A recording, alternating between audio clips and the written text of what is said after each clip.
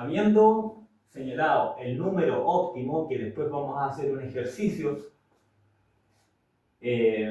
para aplicar todos estos conceptos, podemos también decir que se ocupa una segunda estrategia que podría ser un ajuste de esta primera que determina el número de contratos. Acá está expresada como que la principal diferencia entre esta forma de calcular el número de contratos que depende del tamaño en unidades de la posición que se cubre de los futuros, ¿cierto? La inversión inicial y los futuros que hubo para cubrir.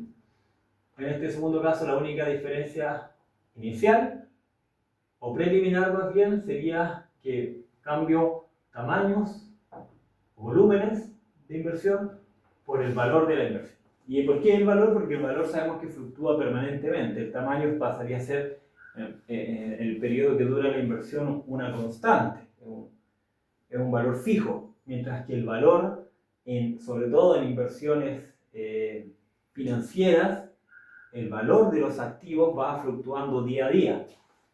Y entonces esa fluctuación de alta frecuencia entrega un factor de incertidumbre, de volatilidad que se debe corregir para determinar el número de contratos. Y eso se recoge aplicando el valor. Otra forma podría ser directamente, habiendo calculado el número de contratos acá, multiplicarlo por la tasa de descuento. Por la tasa de descuento, que sabemos que sería como este n que calculamos inicialmente, multiplicarlo por 1 partido 1 más, acá podría ser como tasa de interés la tasa LIBOR, la tasa libre de riesgo. Sabemos que la tasa libre de riesgo, o LIBOR, LIBOR por el London Interbank Offered Rate, que es una tasa relativamente segura, que no requiere garantías, la tasa a la cual están dispuestas a prestarse los bancos de Londres en este caso, sin un colateral a cambio. Entonces es una tasa relativamente segura de ganancia y por lo tanto se convierte en un punto de referencia del costo de oportunidad de invertir.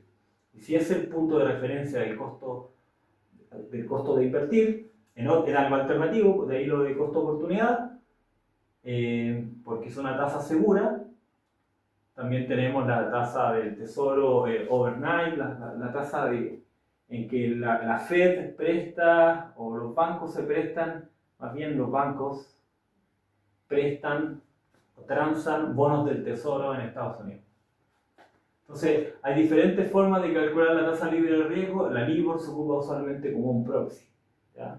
Obviamente es un concepto teórico que se busca medir en la realidad, y cuando lo buscan medir, buscan dónde están las tasas de menor riesgo de pago y aparecen estas de Estados Unidos o de Londres.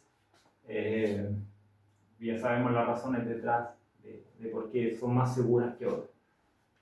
Son obviamente razones de mercado y de historia económica o historial de pagos. Entonces, o expectativas de pagos también. Entonces, ya contando con estas nociones principales, ¿cierto? Con estos ratios, sabemos que queremos calcular el número de contratos futuros, queremos llegar a un número para saber cuántos contratos para cubrirme. Nosotros debiésemos ahora aplicar un ejemplo. Quizás lo único que podríamos llegar, y precisamente para hacer la conexión con el ejemplo que vamos a desarrollar ahora, es que la cobertura, aquello que, y algo de lo que hemos hablado poco, aquello que quiero cubrir, por ejemplo, mi inversión, puede ser un portafolio de acciones. Y es precisamente lo que vamos a hacer ahora. Entonces, si fuese un portafolio de acciones, el número de contratos lo voy a calcular diferente, porque es distinto en el caso de los activos particulares con los cuales yo invierto y me cubro, a tener un portafolio de acciones donde sabemos que los cambios, claro, que los cambios de precios de las distintas empresas que conforman un índice, por ejemplo, el índice SIP, por ejemplo, o Nasdaq o el que fuese, dependen de distintos factores, productividad de cada uno, ¿cierto?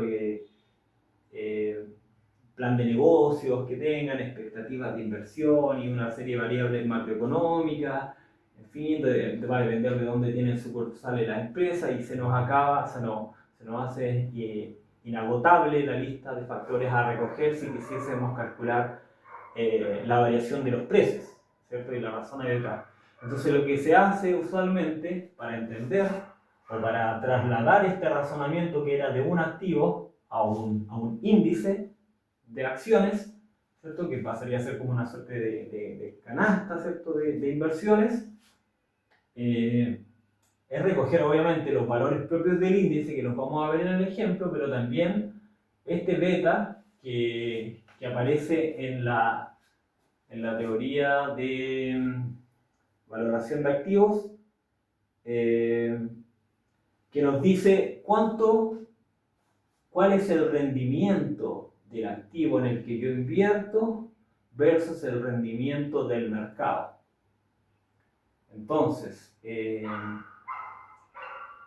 si el rendimiento del activo en el que yo invierto es superior a 0, entonces, o superior a 1 más bien, entonces las ganancias que yo tengo, ¿cierto?, se tienen que ajustar al alza. Las ganancias que yo simplemente tengo porque la inversión cambió de precio, por ejemplo, subió, yo además la tengo que ponderar o escalar de acuerdo a este beta que corrige que los rendimientos de mi activo son superiores a los del mercado.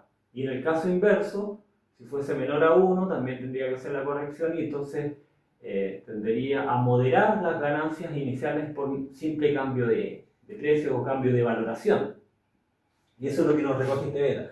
Por supuesto, este beta se calcula con una regresión y tenemos una serie de videos que al menos explicamos en base al libro de Woolrich las primeras intuiciones del modelo de regresión lineal simple, donde podemos entender con mayor facilidad lo que recoge ese beta, que en estricto rigor es un coeficiente de correlación que nos hace interactuar la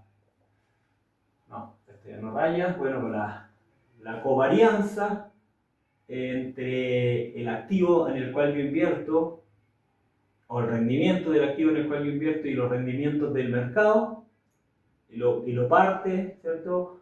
O lo divide por la varianza propia de ese activo en el cual yo invierto. Entonces, eso lo podemos entender con mayor detalle cuando revisemos cómo entendemos ese coeficiente en el modelo de regresión lineal simple, pero es eso simplemente, es una pendiente que nos describe la correlación entre el rendimiento del activo que yo invierto y el rendimiento del mercado de ese activo, ¿sí? Y eso es, por ejemplo, en un índice se podría entender con las empresas que recogen el índice y las empresas que quedan fuera del índice. Entonces, usualmente sabemos que si tenemos el S&P que recoge las 500 mejores empresas de Estados Unidos, las de mayor valoración o mayor rentabilidad, ese beta va a ser superior a 1, porque se entiende ya por definición que el índice se construye con las empresas con mayores rendimientos.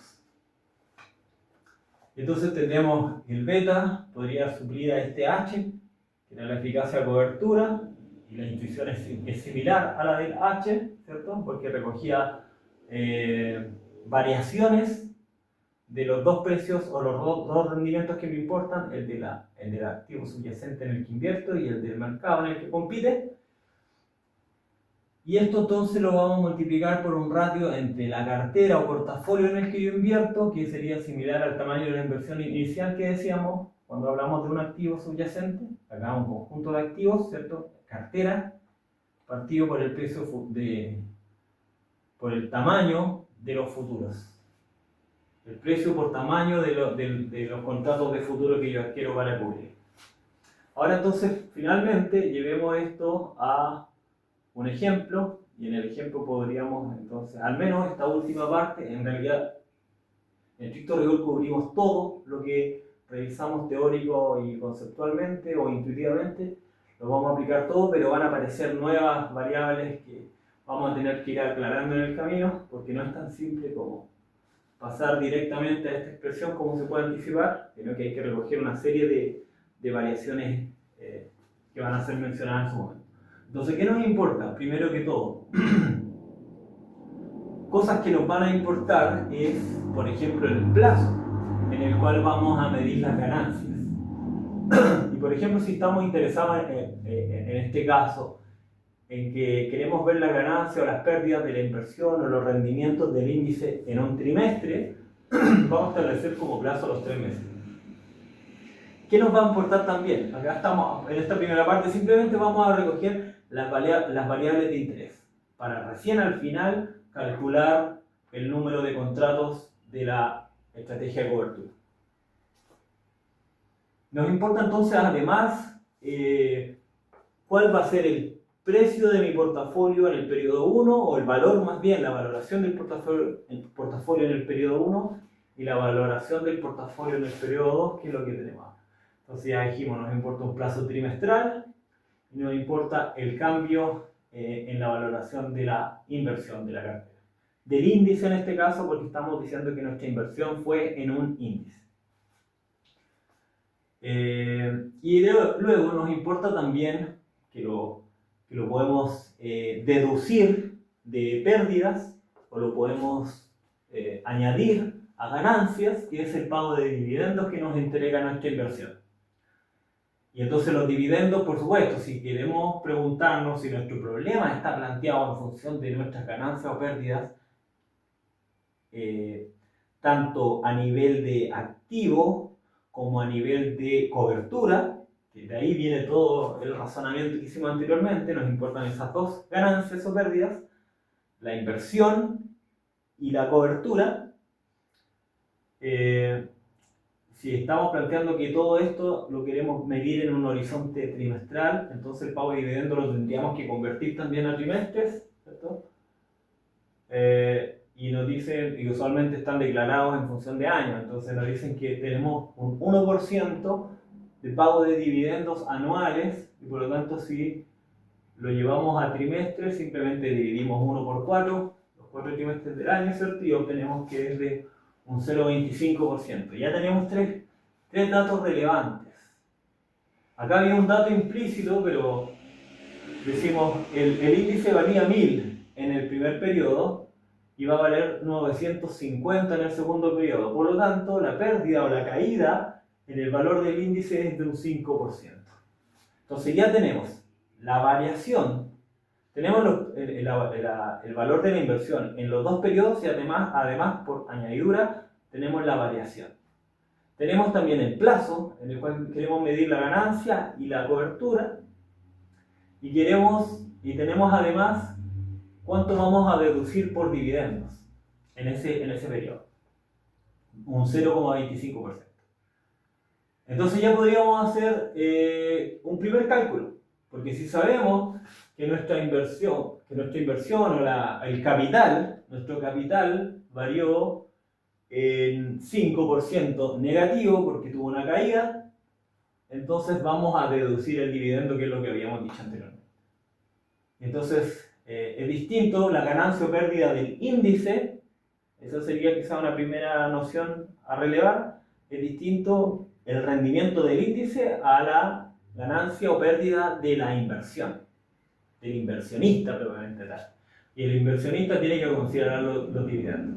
Acá en este lugar están los signos contrarios, sería así, porque el índice cayó un 5%, entonces sumamos el pago de dividendos de 0,25 y nos queda menos 4,75.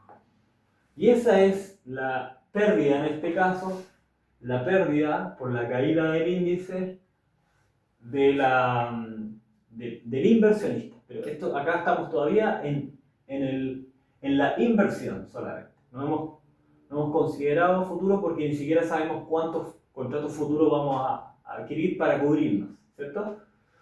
Pero vamos avanzando hacia allá. Después entonces tenemos que hacer este cálculo para que nos lleva a a la cantidad de contratos futuros. Pero para comenzar eso tenemos que hacer una valoración de los activos del capital. Y esa valoración de nuestros activos